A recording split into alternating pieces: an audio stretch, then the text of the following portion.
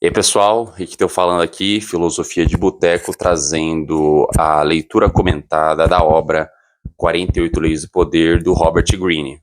Fizemos o primeiro vídeo com a primeira lei, e agora, dando continuidade, falaremos da segunda lei, do segundo preceito das leis do poder desta obra, que irão aconselhar e aprofundar toda essa temática de gestão, manipulação, poder e ascensão na vida social, amorosa, econômica, política e etc. A segunda lei, dando continuidade da primeira, que seria não ofusque o brilho do mestre, a segunda lei prescreve, a segunda lei preceitua o seguinte comando, o seguinte texto: não confie demais nos amigos, aprenda a usar os inimigos. Essa lei, ela é quase que uma derivação oposta da primeira lei. Enquanto a primeira lei diz para não ofuscar o brilho do mestre, isto é, você não buscar louros sobre pessoas que estão acima de você, sobre pessoas que podem te galgar degraus para você subir, nesta daqui, preceitua o quê? Preceitua qual atitude, qual postura? Não confie demais em quem está ao seu redor. Não confie demais nos amigos, nos seus aliados. Não caia na ilusão da lealdade. Mas aprenda a usar. Essa é a segunda parte do comando aprenda a usar os inimigos. Enquanto na primeira é uma postura passiva, de confiança, de saber deixar o outro com o crédito. É uma postura passiva. Confiar é passividade. Você confia, você permite um crédito para o outro. Você dá um aval para o outro. A segunda parte é uma postura ativa. Aprenda a usar. Aprender e usar é atividade. Então, essa segunda regra, ela impõe uma postura de cautela e sagacidade. Cautela em que sentido? A lealdade é algo que não é tão simples, não é tão fácil e facilmente ela pode te enganar. A lealdade e a ingenuidade caminham muito próximas. Então é muito fácil você se deixar levar por doces palavras, por emoções, sentimentos e inclinações pelo seu círculo de amizade, você achar que todos os seus amigos são merecedores de crédito ou de dívidas que você supostamente tem, dívidas financeiras, dívidas sociais, dívida de ações, dívidas do passado, que em alguma vitória sua eles são merecedores de alguma parcela de crédito, e isso pode te colocar em situações de penúria, de fracasso e até de armadilhas, porque esses amigos podem se tornar inimigos, podem se mostrar falsos amigos, podem se mostrar falsos homens de sucesso, podem até ser amigos genuínos, mas ainda assim desmerecedores do crédito, da confiança, do aval que você pode dar, bem como o aprender a utilizar inimigos mostra uma postura de aprendizado e de astúcia, porque você sempre estará em vigilância. A postura da confiança geralmente é apagar as tochas. É o quê? Se recolher. Se você tem um amigo, você não vai ficar vigilante, procurando pelo em ovo, procurando descobrir algum podre dele, porque é seu amigo. Então você acaba confiando. E a lição é, não confie demais, porque geralmente essa amizade pode ter sido feita de forma oportuna.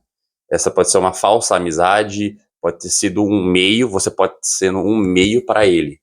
Ele pode ser uma pessoa que utiliza as 48 leis do poder e está te utilizando, ou você mesmo está utilizando ele como um meio. Então essa amizade, ela sempre tem que ser cautelosa, sempre tem que ter um zelo para você não permitir que cresça uma dependência emocional, financeira para essa pessoa, e você fica na mão dela, Porque a confiança você acaba ficando na mão da pessoa, porque se você confia, você fica na mão dessa pessoa porque ela pode te apunhalar. Então você dá um certo poder, a confiança é uma concessão de poder em algum aspecto. Então a cautela nessa concessão é muito necessária.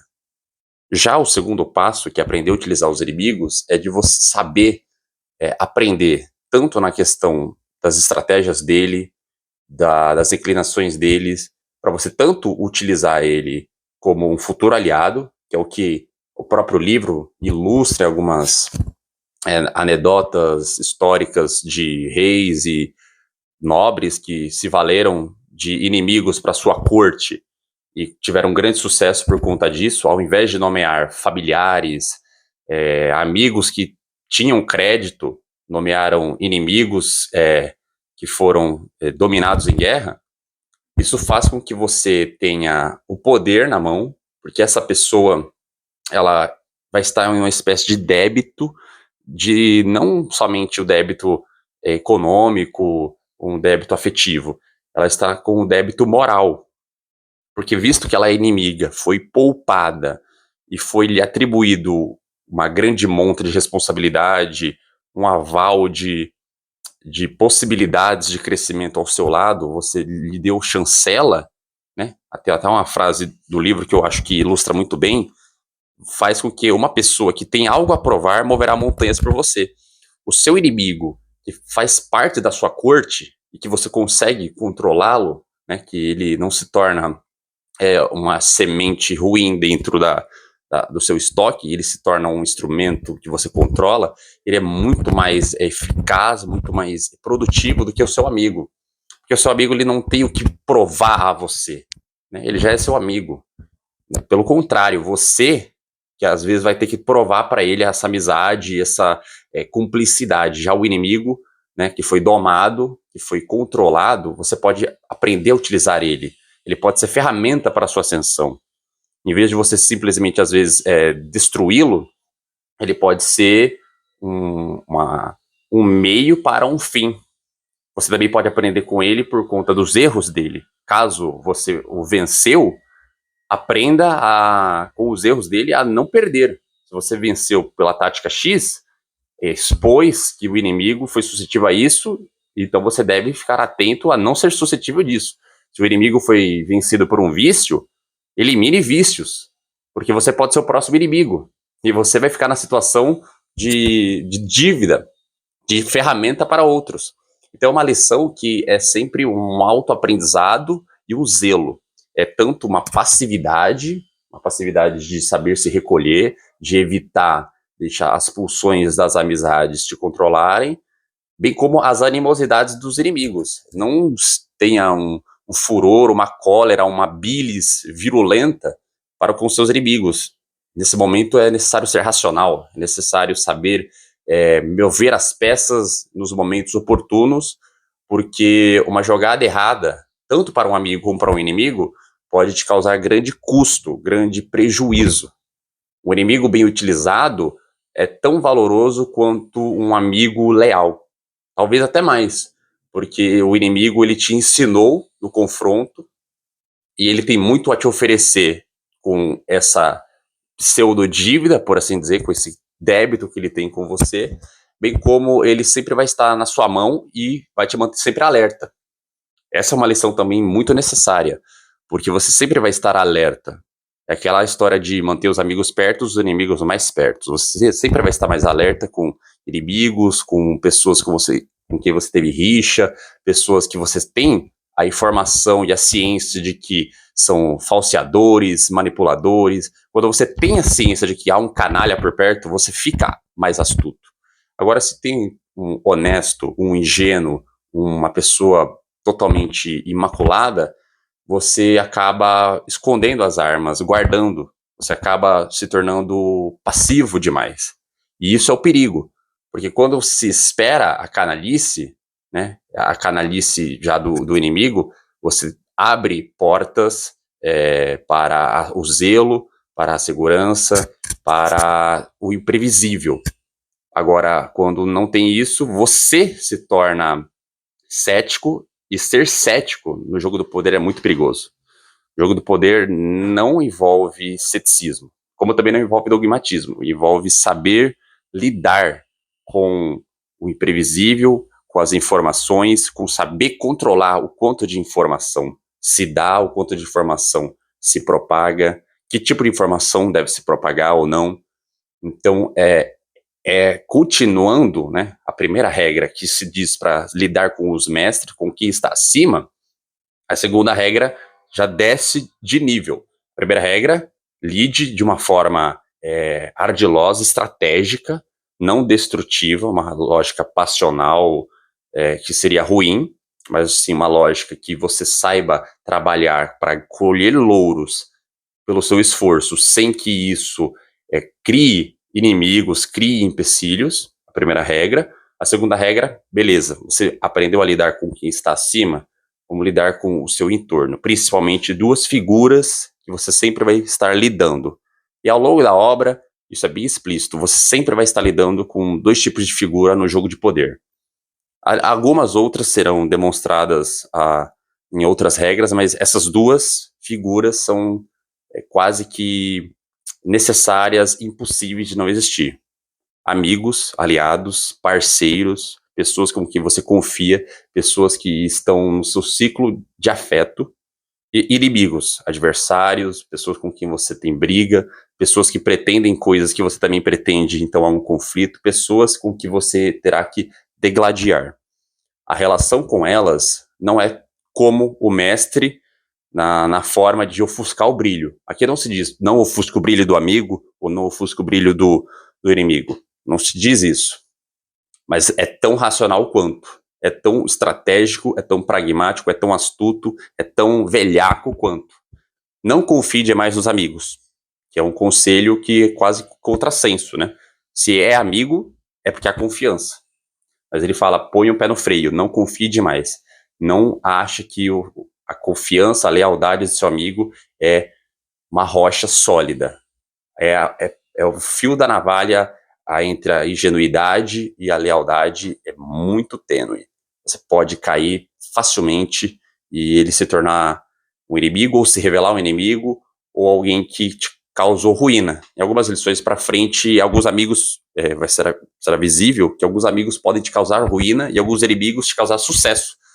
Por isso, a segunda parte da lição é aprenda a usar os inimigos, os adversários. Aprenda com eles. O adversário é, quiçá, o seu melhor professor externo. O melhor professor é as suas próprias experiências. Mas quando você não experiencia, o melhor adversário, o melhor professor é o seu adversário. Porque ele também está nessa jornada com você, utilizando métodos, utilizando outros amigos, utilizando outras ferramentas, às vezes buscando o mesmo fim que você, então ele é alguém que pode te auxiliar demais. O amigo, ele ensina muito, mas como ele é apenas o coadjuvante, ele não tem toda a história, ele não tem toda a problemática envolvida em si. Ele é tão somente o escudeiro. Ele sempre é meio, ele nunca é protagonista. O inimigo é protagonista, ainda que na história dele, ou pelo menos um antagonista na sua história. Então ele tem todos os problemas que você também tem na sua jornada pelo poder. Então é necessário saber utilizar ele, saber aprender, não deixar que as paixões... essa é a principal pano de fundo das regras, né, das 48 leis, que embora não esteja de forma totalmente expressa, embora algumas leis expressem de forma mais nítida, mas o foco, né, o background é não se deixe levar por inclinações, por emoções, por pulsões. Não haja de sopetão. Não profira berros, gritos de forma belicosa. Não seja estapafúrdio, estabanado. Sempre tenha uma ação ponderada, uma ação moderada, calculada. Tente utilizar o máximo da razão possível para os amigos, para os inimigos, para os mestres e para todas as outras situações da sua vida. Porque o jogo do poder é um jogo em que a melhor estratégia vence.